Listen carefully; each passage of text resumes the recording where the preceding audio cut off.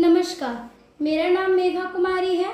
आज हम जीव विज्ञान बायोलॉजी कक्षा 11 का जीव जगत का वर्गीकरण बायोलॉजिकल क्लासिफिकेशन का भाग 18 पढ़ाने जा रहे हैं। पिछले वीडियो में हमने सारांश के बारे में पढ़ा था। बच्चों, हमने पढ़ा था और इस पिछले वीडियो के पार्ट में हमने जाना था कि कैसे वैज्ञानिकों ने जीव को उनके लक्षणों और कोशिका संरचना और पोषण के आधार पर अलग अलग वर्गों में बांटा था। अब इस स्लाइड में हम उनके प्रश्नों को समझेंगे जो इस विषय से जुड़े हुए हैं, ताकि हमें ये पूरे वर्गीकरण को समझने में आसानी हो। पहला, वर्गीकरण की पद्धतियों में समय के साथ आए परिवर्तनों की व्याख्या कीजिए। कह रहा है कि जो वर्गीकरण की पद्धति है उसमें समय के साथ जो परिवर्तन चेंज आया उसके बारे में बताना है। तो पहला जो चेंज आया वो था एरिस्टोटल का। उन्होंने क्या कहा कि अरस्तु ने सबसे पहले जीवों को दो समूह में बांटा, पहला पौधे के रूप में, दूसरा एनिमल्स के रूप में। उन्होंने आधार आकृतिक मॉर्फोलॉजी के हिसाब से और मोमेंट के हिसाब से बांटा। उनकी सीमाएं क्या थी कि ये बहुत सूक्ष्म थे, माइक्रो ऑर्गेनिज्म थे, या जटिल जीवों को सही स्थान नहीं दे पा रहे थे। तो अब ये समझते हैं, अरस्तु जो थे वो सरल आकारिक लक्षणों पर पौधों को और प्राणियों को बांट रहे थे। लिनियस ने द्विजगत पद्धति लाई जिसमें उन्होंने प्लांटी और एनिमलिया को बांटा। बाद के परिवर्तनों से देखा गया कि आकारिक प्राप्ति नहीं है, कोशिका का संरचना, पोषण और प्रजनन को भी देखना चाहिए।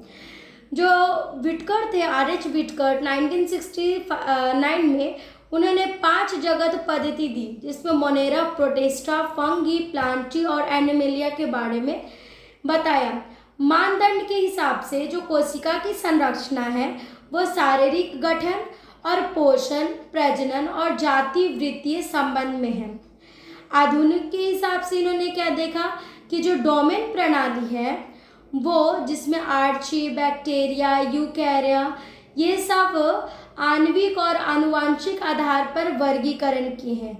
निष्कर्ष यही हुआ कि विकास आधारित कोशिकीय आनुवंशिक तत्वों के जुड़ने से वर्गीकरण समय के साथ अधिक वैज्ञानिक और विस्तृत हुआ। मतलब कि लिनियस ने क्या किया, कार्ल लिनियस ने सभी जीवों को 2 जगत में बांटा। उन्होंने प्लांटी और एनिमलिया के रूप में बांट दिया, लेकिन इसमें यह स्पष्ट नहीं हो पाया कि कवक और बैक्टीरिया को हम लोग कहाँ रखें, ये दोनों में नहीं आ रहे थे। फिर जो RH विटकर जो थे 1969 में उन्होंने जब 5 ग्रुप में बांटा, जो कि आपने पढ़ा, मोनेरा, प्रोटिस्टा, फंगी, प्लांटी और एनिमलिया, इन लोगों का आधार उन्होंने सिर्फ यही रखा कि कोशिका का संरचना होना चाहिए, शारीरिक संगठन, पोषण, प्रजनन और आपका जाति वृत्तीय संबंध होना चाहिए। ठीक है, ये जो आधुनिक वर्गीकरण अब है कि निम्नलिखित के बारे में आर्थिक दृष्टि से 2 महत्वपूर्ण उपयोगों को लिखें। परपोषी बैक्टीरिया। ठीक है, अब हमें हेट्रोट्रॉफिक बैक्टीरिया के आधारित उपयोग के बारे में जानना है। पहला था कि इसके जो अपघटन और खाद बनाना, मतलब कि डिकम्पोजिशन एंड फर्टिलाइजर फॉर्मेशन में ये काम आ रहा था। ये मृत जीवों को विघटित और मिट्टी में पोषण तत्व वापस लाते थे। इससे खेत की उर्वरकता क्या होती थी, दिन पर दिन बढ़ती थी। और उदाहरण के लिए आप स्पैरोफाइटिक बैक्टीरिया के बारे में लिख सकते हो। इनका आपको इंडस्ट्रियल फर्मेंटेशन में किस तरह से योगदान हुआ वो आप समझ सकते हो, जिसको हम लोग औद्योगिक किण्वन कह सकते हैं। कहते हैं जैसे दही, सिरका, एंजाइम बनाने में इनका प्रयोग होते रहा। उदाहरण के लिए आप लैक्टोबैसिलिस, एसिटोबैक्टर, ये सब, यही जो बैक्टीरिया हैं हमारे भोजन के स्वाद और संरक्षण में बहुत ज़्यादा उपयोगी होते थे। ठीक है, अब ये पढ़ते हैं निम्नलिखित के बारे में। अपघटन और खाद बनाना। परपोषी बैक्टीरिया मृत कार्बनिक पदार्थ तोड़कर पोषण तत्व बनाते हैं। यह कृषि में खाद्य सुगम करता है। फिर औद्योगिक विघटीकरण में कुछ परपोषी बैक्टीरिया दही से बने अन्य पदार्थ, सिरका और औद्योगिक एंजाइम उत्पादन में काम आते हैं, जैसे लैक्टोबैसिलस और एसिटोबैक्टीरिया। अब है कि निम्नलिखित के बारे में आधारिक दृष्टि से दो महत्वपूर्ण उपयोगों को लिखिए। पहला, आद्य बैक्टीरिया के बारे में। तो आद्य बैक्टीरिया का मीन्स होता है आर्ष बैक्टीरिया के आधारित में क्या है, तो आपने बायोगैस उत्पादन के बारे में जाना होगा, जिसको हम लोग बायोगैस फॉर्मेशन होता है। मिथनोजेनिक आर्च, गोबर या जैविक कचरे से मीथेन गैस बनते हैं और ये गैस बनता है। यह एक स्वच्छ ऊर्जा का भी काम करता है। दूसरा, चरम एंजाइम उत्पादन, जिसको एक्सट्रीम एंजाइम कहते हैं। ये थर्मोफिलिक आर्च से ही ऐसे एंजाइम मिलते हैं जो उच्च तापमान पर भी काम करता है। ये एंजाइम उद्योग और बायोटेक्नोलॉजी में बहुत काम आता है। जो पीसीआर तकनीक, आपने डीएनए जो देखा होगा, डीएनए कॉपी वाली जो प्रक्रिया होती है, इसमें भी इनका इस्तेमाल किया जाता है। पॉलीमेर्स एंजाइम में ये एक थर्मोफिलिक जीव से मिलता है। अब क्या कह रहा, बायोगैस, मीथेन गैस। मीथेन उत्पादन में मिथनोजेनिक कार्यों गोबर आदि से जैव गैस बनाते हैं। ऊर्जा स्रोत के रूप में उनका इस्तेमाल किया जाता है, ये प्रयोग करते हैं। चरण एंजाइम और बायोप्रौद्योगिकी में उपयोग करते हैं, जिसमें थर्मोफिलिक आर्कीय से मिलने वाले एंजाइम उच्च पात में काम आते हैं। औद्योगिक प्रक्रियाओं में उपयोगी तथा आनुवांशिक संशोधन व शोध में भी लाभकारी होते हैं। अब हम डायेंटम की कोशिकाएं भित्ति के क्या लक्षण होते हैं, वो जिसको हम लोग डायटम कहते हैं। डायटम सेल वॉल के लक्षण क्या है, तो जो मुख्यतः सिलिका SiO2, ठीक है, सिलिका SiO2 से बनती है। दो भागों में इन्हें बांटा गया है। पहला जो है वो है इपिथेका और दूसरा जो है हाइपोथेका। ठीक, मृत डायटम के अवशेष बनाते हैं, उनको हम लोग डायटोमोसेस कहते हैं। ठीक है, जिसको हम लोग डायपोथेका। यह मिट्टी फिल्टरिंग, पॉलिशिंग और औद्योगिक उत्पादनों में उपयोगी होती है।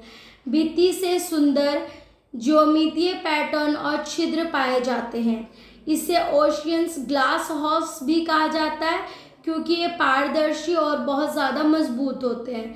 तो मुख्यतः जो सिलिका से बनी कठोर भित्ति होती है, भित्ति दो भागों में, दो कवच में होती है। ऊपरी इसको हम लोग एपिथेका और निचली को हाइपोथेका कहते हैं।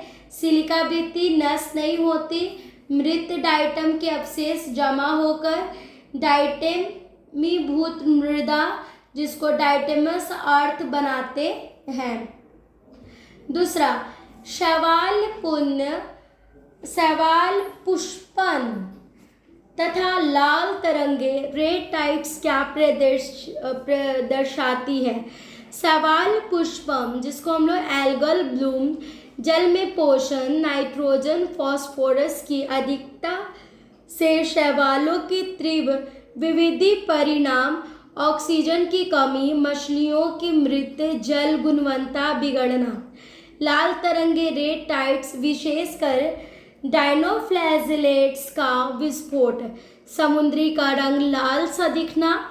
इससे डाइटिशंस बन सकते हैं जो मछलियों और समुद्री जीवन को हानि पहुंचाते हैं तथा समुद्री खाद्य सुरक्षा में भी प्रभावित डालते हैं। ये एल्गल ब्लूम्स और रेड टाइड जो है वो शैवाल पुष्पम जिसको कहते हैं, ये जब जल में नाइट्रोजन और फॉस्फोरस जैसे पोषण तत्व बढ़ जाते हैं तो शैवाल तेजी से बढ़ने लगता है। इसका परिणाम ये होता है कि ऑक्सीजन की कमी हो जाती है, मछलियां मरने लगती हैं, जल की गुणवत्ता में गिरावट आ जाती है। और जो रेड टाइड्स की बात कर रहे हो वो डाइनोफेसिलेट का एक अधिक प्रसार होने से समुद्र का जो रंग वो लाल दिखाई देने लगता है।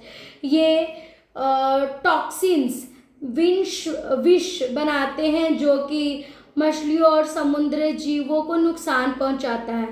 समुद्री भोजन सी फूड्स में जहर फैलने के कारण भी रेड टाइड्स हो सकती है। अब यहाँ पर क्वेश्चंस है कि जो वायरस से वीरोइड कैसे भिन्न होते हैं। संरचना वायरस का जो होगा ये न्यूक्लिक एसिड डीएनए या आरएनए प्लस प्रोटीन कैप्सिड्स, और जो वीरोइड होगा वो सिर्फ छोटा सर्कुलर आरएनए, कोई प्रोटीन आवरण नहीं होता। मेजबान इनका क्या है, वायरस का पौधे पशु सूक्ष्म जीव। वीरोइड्स मुख्यतः पौधे में रोग करते हैं। आकार एवं जटिलता क्या है, जो वीरोइड्स वायरस से छोटा और सरल होता है। प्रजनन एवं संक्रमक क्या है, संक्रमण वायरस और कैप्सिड तथा वेक्टर द्वारा फैलते हैं। वीरोइड सीधे कोशिका स्तर पर आरएनए के रूप में कार्य करते हैं और प्राय पौधे के भीतर परिसंरचित होते हैं। देखिए मैं आपको एक बहुत इजी वे में समझा देती हूँ कि वायरस और वीरोइड में अंतर। तो वायरस की पहले संरचना समझो। संरचना जो वायरस का होगा डीएनए या आरएनए प्लस प्रोटीन का आवरण रहेगा, मगर वीरोइड में जो है वो केवल छोटा एक गोलाकार होता है जो कि आरएनए का होगा। किसका होगा, आरएनए का। ठीक है। दूसरा आवरण क्या होगा, वायरस का जो आवरण है वो प्रोटीन कैप्सिड होगा, मगर वीरोइड का कोई आवरण नहीं होता है। संक्रमक कैसे होंगे, इससे पौधे पशु और सूक्ष्म जीव संक्रमित होते हैं वायरस से, बट वीरोइड से मुख्यतः पौधे से संक्रमक होते हैं। आकार कैसा होता है, बड़ा और जटिल आकार होता है वायरस का, मगर वीरोइड का छोटा और सरल आकार होगा। फैलाव कैसे करते हैं, तो वेक्टर या संपर्क से। कौन, वायरस, मगर जो वीरोइड है वो सीधे कोशिका के अंदर आरएनए के रूप में करता है। तो जो वायरस है वो है टैबैकोमोसिक वायरस, जिसको हम लोग टीएमवी कहते हैं, टीएमवी। और वायरोइड जो है जिसको पोटैटो स्पिंडल ट्यूबर वायरोइड कहते हैं।